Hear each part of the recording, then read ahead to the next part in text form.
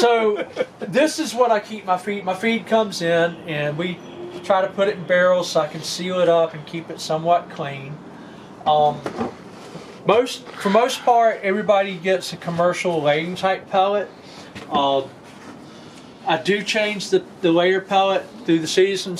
Most of the time it's like 18%. Conditioning going into the layings or to the breeding season, I'll go up to a 20% layer pellet, and they'll stay on that through most of the breeding season. I do use a game bird pellet, but I don't feed it routinely.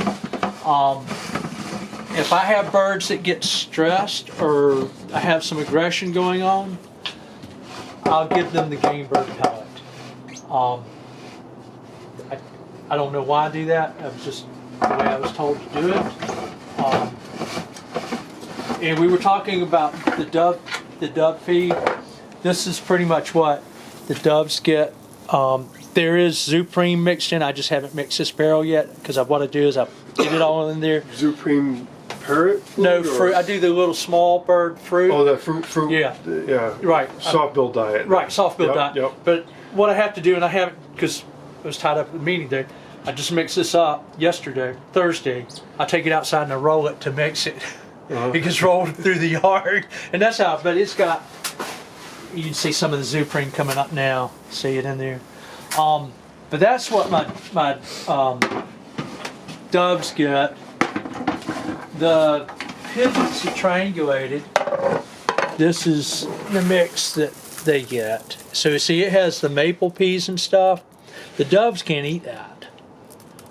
And this is what they call breeder mix. Like I said, you go to any of the pigeon sites, there'll be 30, 35 formulations so of pigeon. why can't the doves eat that? It's just too big for their little mouths.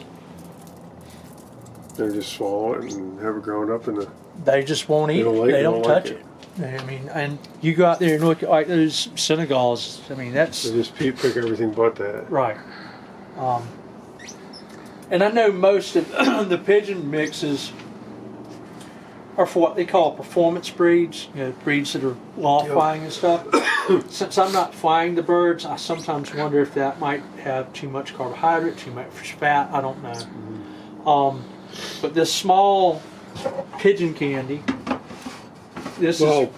Yeah, remember, we're talking rats with wings. Right. So, but this stuff right here is a pretty decent mix. And the doves seem to do real well on it. And the Zupreme, I mean, I understand like any of the seed formulations, they're getting what they can get at that season, that time of the year. So it's going to vary a little bit. With the Zupreme, that's a scientifically formulated diet. So I trust that to be a constant, even if the pigeon candy changes up and down a little bit through the year. At least the Zupreme's steady. At least that's my reasoning behind it. Yeah, well, that's the thing is, as long as your diet balances out over the course of the year. Right. Because you're always going to have ranges. I mean, right. Most animals, sometimes of the year, they may be deficient in some. We had it may have been with you several years. I had a conversation about pheasants in the wild. Going into the breeding season, sprouts and everything are coming, young sprouts and insects are coming up out of the ground, so they're going to have more the keratin stuff that make up the shells of insects. They're going to have more of that, which is not a protein. Right. So that's going to be that and sprouts, which they say are very nutritious, but it's not a lot of protein in it. Yeah. So going into the breeding season, to my way of thinking, things plummet for them for a little while till they're into full swing of summer. But I mean, the thing is too is they could be eating higher quality proteins. Well, in the year. Right. So if you got higher quality proteins, you may not need as high a protein. I think they're probably at the springtime. You probably have different frogs and lizards and things like that coming out that they're exploiting in their habitat. So that's the thing too is our diets are never steady throughout the year. In the wild even. Right. And that's one of the nice things about our commercial feeds is we can bring some normalcy, so we can have a couple little dips here and there. Well, I know when I was flying pigeons, in that group of people, some of those guys would change the pigeon feed 5 and 6 times a year based on what they were after. I mean, it was like voodoo medicine. I mean, they had this formulation for this, and and I'm like, but what's a good overall? Well, it depends on what you're doing with your birds. Watching them fly up in their yard. Anecdotal evidence. Right. That's what it's all about. And so, for the doves, that they call it pigeon candy, it's just they use that because it doesn't have any of the larger seed and it's not a lot of wheat in this. If you notice the pigeon feed, it's for pigeon perverts. look at the amount of wheat that's in that. That's a tremendous amount of wheat. Yeah. And I know that's not a bad feed, but it's not a complete feed. That's all I can think of is pigeon candy. It's like you're some kind of pervert that likes pigeons. Right. That's just their name that they use on this, but that's the actual name that they use for that. Right, it's just their name. Yeah, they use pigeon candy for it. But that's got a lot of different seed that doesn't have. Like there's sapphire hearts in it, there's sunflower hearts in it, there's rapeseed, there's rail. So there's a lot of different seed. So this is sold as a dove food, and that's sold as a... No, this is sold as a pigeon feed. That's a pigeon feed, and then what's that? This is a pigeon feed. This is just like a homing pigeon feed for homers. So, but I mean, I'm willing to bet if you went through all that all the nutritionals is probably going to be pretty close to the same. I think it is, right. Right. Because even though it's different stuff, but that gets back to our conversation we were having a couple minutes ago. Yeah.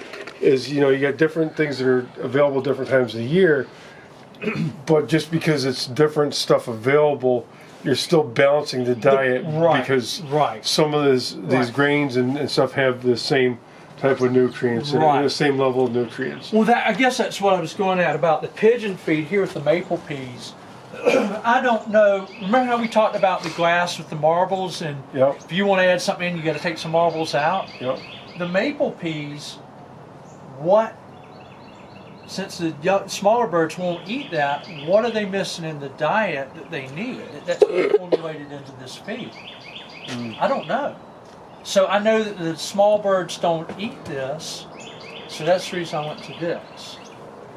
But there's got to be something in here that's pretty that's doing the same thing with the maple peas, right. But to my way of thinking it's a two-stage thing. So because you think about it, if you're a nutritionist, and Rich can probably fill us in really well on this. Right. If you're a nutritionist, you're going to say, okay, pigeon and dove are the same thing. Right? Yes, they are pretty much. So you're going to say they need X amount of protein, X amount of fat, X amount of this, carbohydrates, right? Yeah, and you go right down the line. So in the end, they're going to balance it. Right. If it's a reliable. Yeah, I think they're an professional feed mill. Right. They're going to do the right thing. Right. Same thing. Very similar.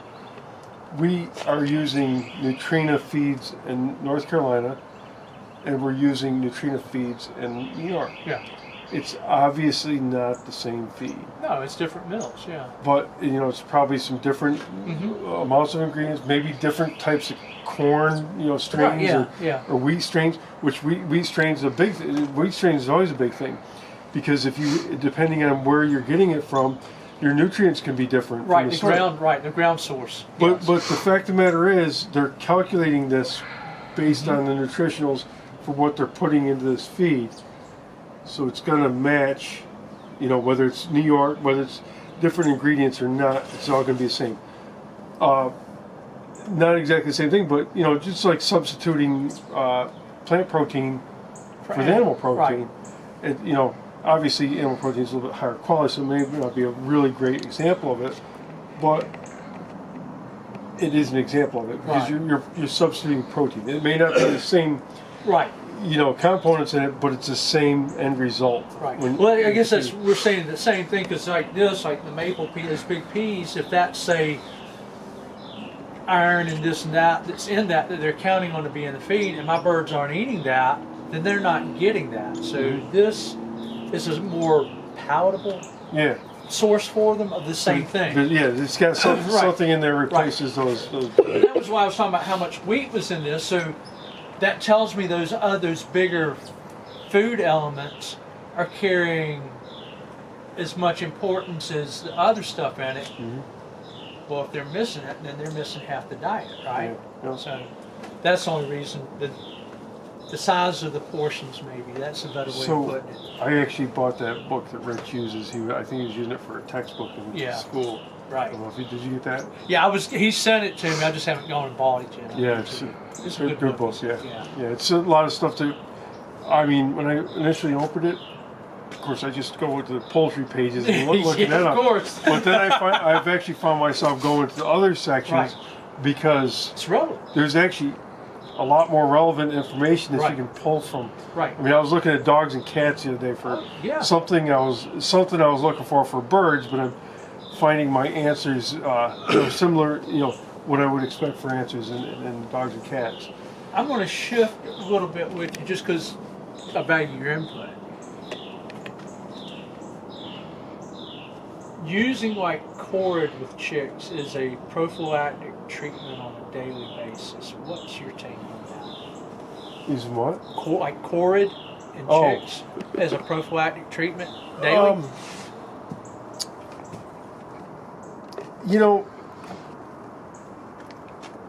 I don't know how you're going to get it in the brooder, really, if you're,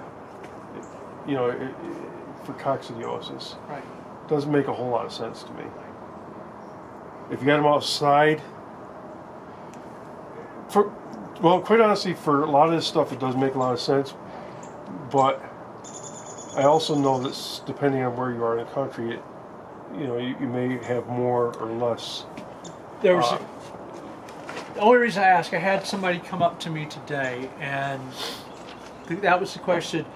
Well, I was told I need to give the chicks when they hatch, I need to start giving them cord from day one, and I said, well, you can also give them deficiencies. Well, that's where I'm going with this. Yeah. I said, and what is your target objective by this exercise? Well, to prevent coccidiosis. I said, I'm going to stop you there because coccidiosis is everywhere. Yep. I mean, it's everywhere. I said, but do you realize one of the secondary causations you're going to have by making this a part of your regimen? The ampherin is a B vitamin inhibitor. Mm-hmm. What do B vitamins do in our body?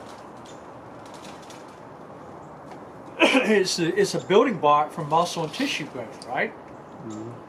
So you're going to inhibit that in your chicks at a time at a time when they need to be developing tissue and developing muscle. I said, but we're in America, so we want to fix everything before it's broken, right? Mm-hmm. I said, why don't you treat once you have an issue? Because that's the thing is, if they've already got coccidiosis before you start dosing them with it, you may not be able to get it without. Right. I mean, I have cord here, but it's just, that bottle's probably 10 years old in there. So it may not be any good.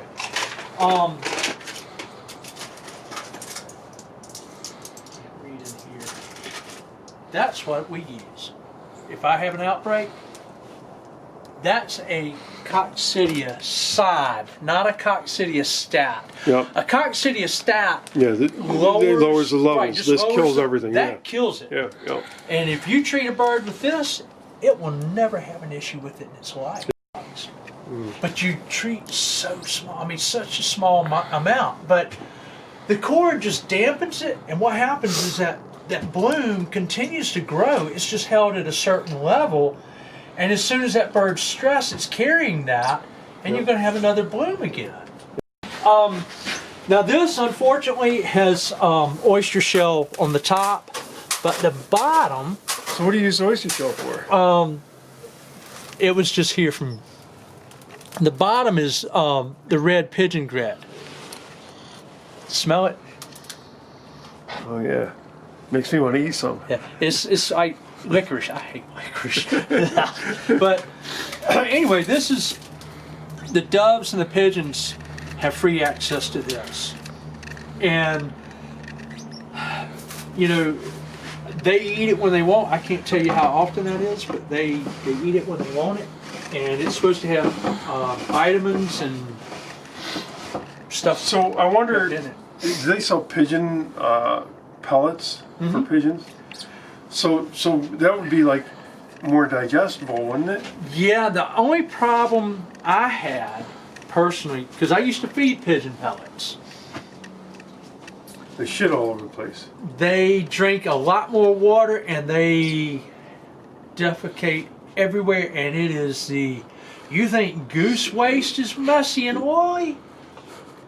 Pigeons are like, here, hold my beer. Does it smell like peacock shit? It's horrible. I mean, you see how much waste they make now just being little birds. When I was giving them pellets, it was twice that, and it stank. And the vent feathers would always be messy, and they just, I don't know. They're seed eaters, you know. But I find the Zupreme helps a lot, and again, both of them are scientifically mixed diets, but I know the Zupreme is 100% complete. They've been doing it for a long time. Yeah. If it wanting, if that barrel want $200 something with the Zupreme in it, that's what they would get 100%. But my feed bill's nothing like yours, but I go and buy 600 pounds at a time, and that's about a month for me. So, I mean, I go through some feed. There's a couple of birds here